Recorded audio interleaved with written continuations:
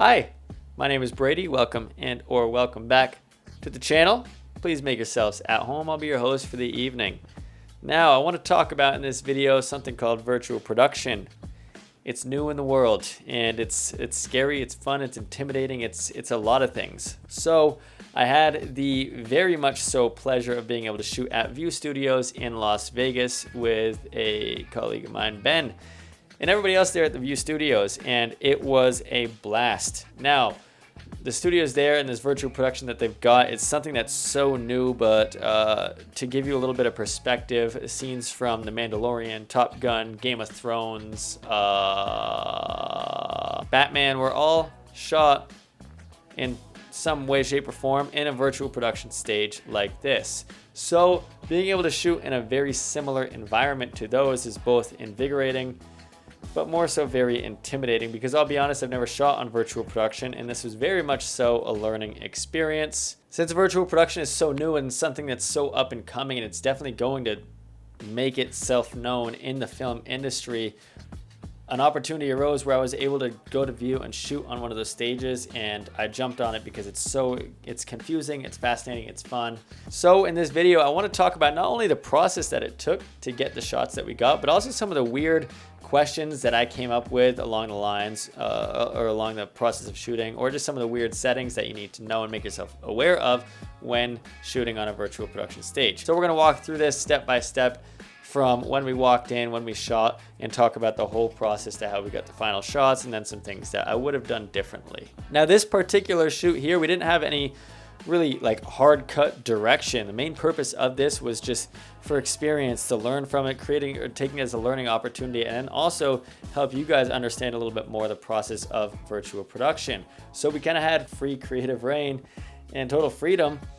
And you know, that's always a little bit tricky, but what I wanted, I was of course feeling something low-key, dark. You know, I love the low-key look, and also something that would be difficult to shoot in real life. So it all comes back to car stuff, because that always comes up. Car stuff is just hard, it's dangerous to shoot.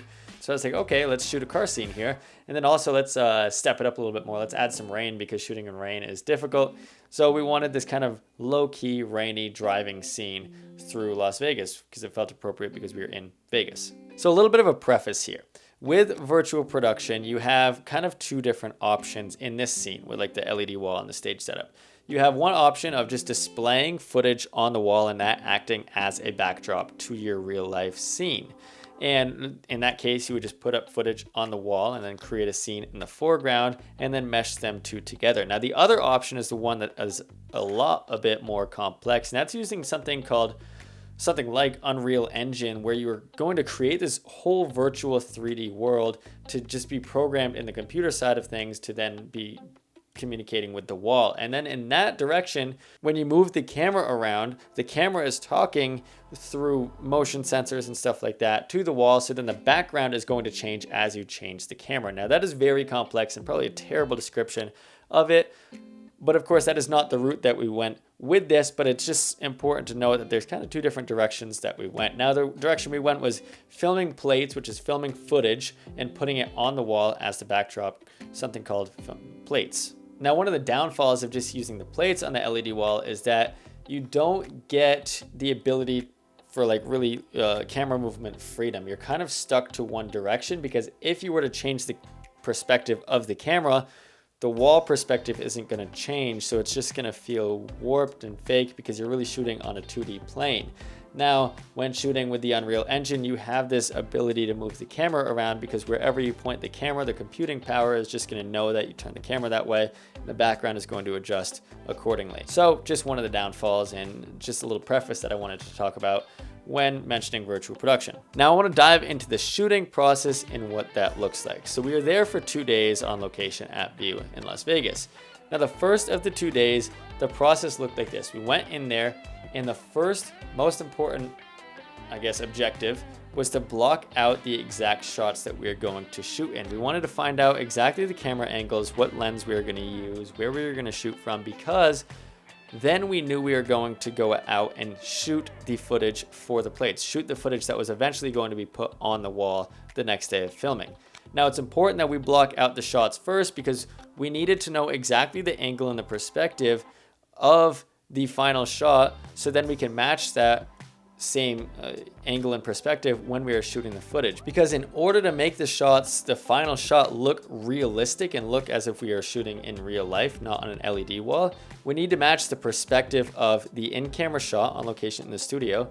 We need to match that perspective to the same perspective and angle as to the LED walls, just to make it all look like it was all shot in the same direction. Because if you got one shot of like looking up to put on the LED wall, and then on camera on location you're looking down, the perspective is just going to look warped and fake.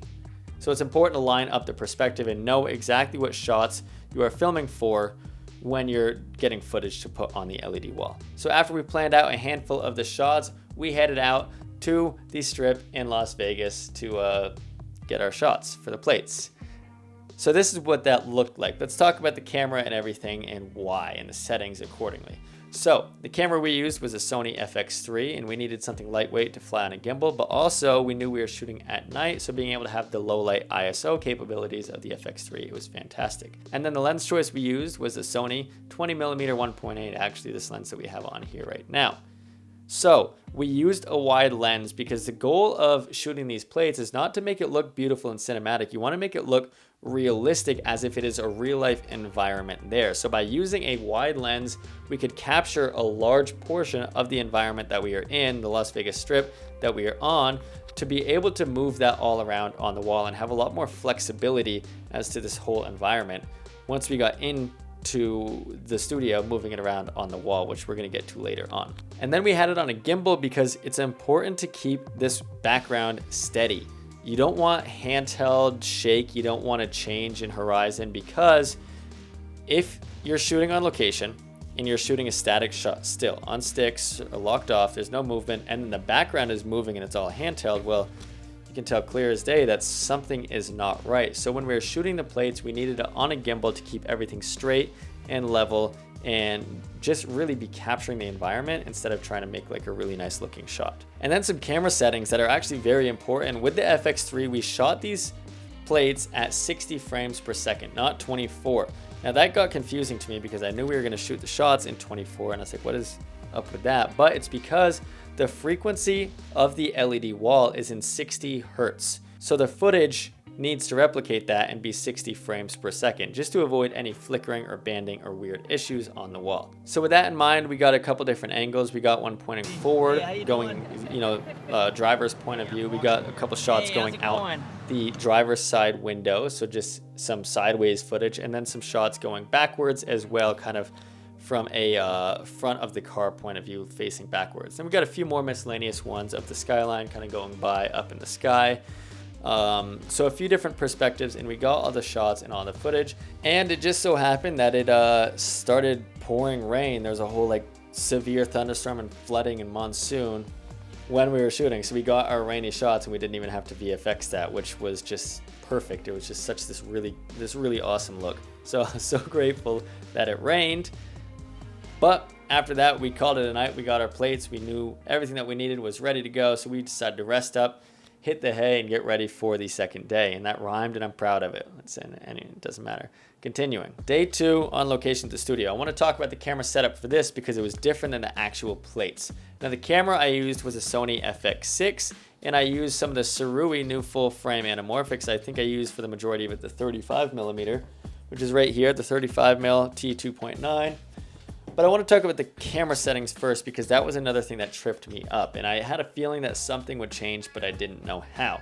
Now, the reason why I use the FX6 is because it has the ability to shoot a true 24 frames a second, not a 23.976. With these LED walls, you need to shoot exactly at a true 24 frames per second just to avoid any flickering and banding on the wall. And then additionally, the shutter angle of the camera, instead of being at 180 degree shutter angle, we actually needed to change it to 144 degree shutter angle. So 2 very important small settings that need to be changed just to avoid any flickering or banding on the LED wall and getting that weird look showing that everything is faked. And these are both things that I actually learned that day pretty much. I didn't know. I just kind of thought that you shoot it normally. So that's a really important tip to know. Now, the lens choice. I wanted to shoot anamorphic. I just was feeling anamorphic for this shoot, and Surui was nice enough to actually send out they're 35 and they're 100mm new full frame anamorphic. Now, I'll be honest, I was a little bit iffy on using some of these Sarui lenses because their first line was a 1.3 stretch. It just wasn't it for me, and the very prominent blue flare. I was like, eh. But after using these anamorphics, you get the 35 here and the 100, which actually add to their line of now 5 full frame anamorphics. They've got a 1.6 stretch on them, so they've got a little bit more of a squeeze, and actually the bokeh is very pleasing. And they've got even an adapter to make it 2x, which I haven't used yet, so I'm curious to give that a try. But I was actually really impressed with the quality of the bokeh. It's very soft. It's you know, it's not too vintage. It's pretty clean. And I was impressed with that, and the streak is not overwhelming. It's not like a really prominent strong blue streak. It's definitely tamed down a lot, which I am in favor of. And especially with using the 35 on full frame, it gives you a really wide perspective being anamorphic. So for these car shots, you get a really cool perspective, and just a lot of the footage from these 35s and the 100s that I've been using has just come out very nice. And to top it off, the build quality of it is a huge upgrade compared to the last ones. I mean, it's full metal, and it's even got the built-in gears. So when we actually rigged it up on the Bolt robot on this car shoot at View, you need focus gears on the lenses to be able to pull focus through the Bolt, through the robot. So that is a huge plus as well. So I'll put all the information down below for these, but honestly, I'm pretty impressed, and I've been loving these so far, these lenses here. So go check them out. But back to the setup. On top of the lens choice of the anamorphic, I knew, me being me, I wanted to use some diffusion filters, like some Pro Mist. Now, a common question or a common issue, like when using green screen, is that you shouldn't really use diffusion filters because it meshes that green and it makes it really hard to key out. So I was like, does that rule apply on LED walls? And something that Ben told me is that you want to treat this as if you're shooting in real life. So the answer is no, it doesn't apply. And you still can use diffusion filters. And if anything, it actually helps soften up the wall a little bit more. So with that being said, I used a Tiffin Black Pro Mist 1/4 strength on the front of this lens as well, with just a drop-in filter there. And then where things got fun is where we actually rigged it up onto this robot, onto the Bolt, which I've never used as well, and I didn't really use it. I just helped rig it up because that takes a lot of whole other worldly information. So Ben was in charge of that, and the benefit of using this Bolt was to get these really acute, precise movements. And especially when we had it coming over the hood of the car, we had it like within an inch from the hood of this car, and it just had this really consistent, smooth push in, which I was really in favor of. So with the camera, you know, the settings in place, we got it rigged up on the robot. Now we need to actually put the footage on the wall, which again was a Ben thing and everybody else on the View team.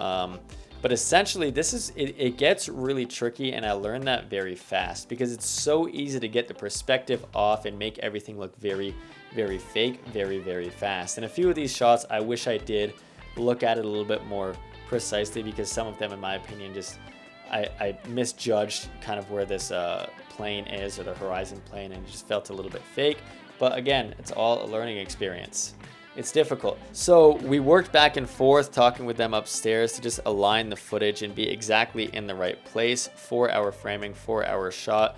And again, I wish I was more attentive to it, but for the most part, I'm really happy with that. But then also not only adjusting, like, you know, its axis where it is in the frame, you also need to be mindful of the exposure and the exposure ratio of the wall, because you want still the scene to be almost brighter than it is on your subject. Because otherwise, if your wall is a lot darker than your subject is, well, it looks fake. So a few of them, again, I wish we would have bumped up the exposure on them, but then that's really just me pixel peeping. This is the first time here, so I got to give myself a little bit of grace and, you know, accept the fact that it's difficult. But that's why we're here talking about some of the issues that I ran into. So both the perspective of these wall plates, and then also the exposure of them, getting them in the right place. But one benefit, and I know you're going to say benefit, why, to the walls is reflections. And it's important to know that you can use the wall's reflections in your favor. Now, when you're driving in real life, you probably see reflections off of the dashboard or off of the windshield, and if you're shooting in a studio with just one wall, you might not have that to your advantage. But straight up overhead, they've got one more wall LED panel as well. So we actually got footage shooting up, knowing that we are going to place footage on that wall. So an example, when we're driving down the strip on the front end shot, you can actually see Paris in the reflection. You can see the Eiffel Tower off of the windshield, and that's because we placed one little clip straight overhead, acting as if there's a reflection going by. So knowing that you can use the wall to your advantage with reflections is definitely something that you can benefit off of and not be scared of. And then after dialing in everything with the screen and being ready to get the shots, well, the shots were raining. So we had to fake the rain and actually have rain being on the car. And what other way to do that than a low budget way of a hose?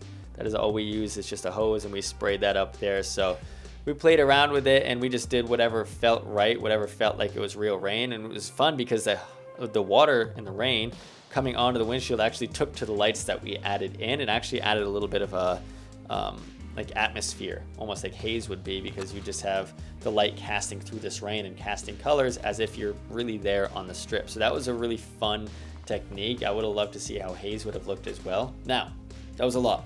I'll admit, it's a lot of information. Virtual production is so new, it's foreign, it's a whole different dynamic and a whole different perspective, and that's why I wanted to come here and talk about this. Now, I couldn't squeeze everything into one video because we would be here for hours and I would have to spend a lot more time learning. But I will say View Studios has their own YouTube page that is dedicated to virtual production and educational content behind that. So there's a lot more information on their channel. I'm going to put their information down below, so go check them out. But there is a lot going into virtual production and a lot to learn from. Now, in the next video, I'm gonna have a lighting breakdown as well, how we actually lit this, because if I did that, this video would have just gone on forever, and that's a whole other beast in itself, and I was excited to do it. So keep an eye out for that video to come next. But I need to thank everybody who played a part in this band, everybody at View, everybody who made this happen, everybody who helped you for watching this if you're still here. And I want to thank everyone and let you all know that I love you very much. So with that being said, this video is coming to a conclusion. I know about time, it's been probably like a 15-minute long video, 20, who knows, 30 minutes, whatever. But that is all. So I'm gonna head out of here, and I will see you in the next one. Thanks so much. Like, share, subscribe, tell your mom, your friends, your grandma, your dad, your kids, whoever it is, let them know that I'm here. Adios. Bye.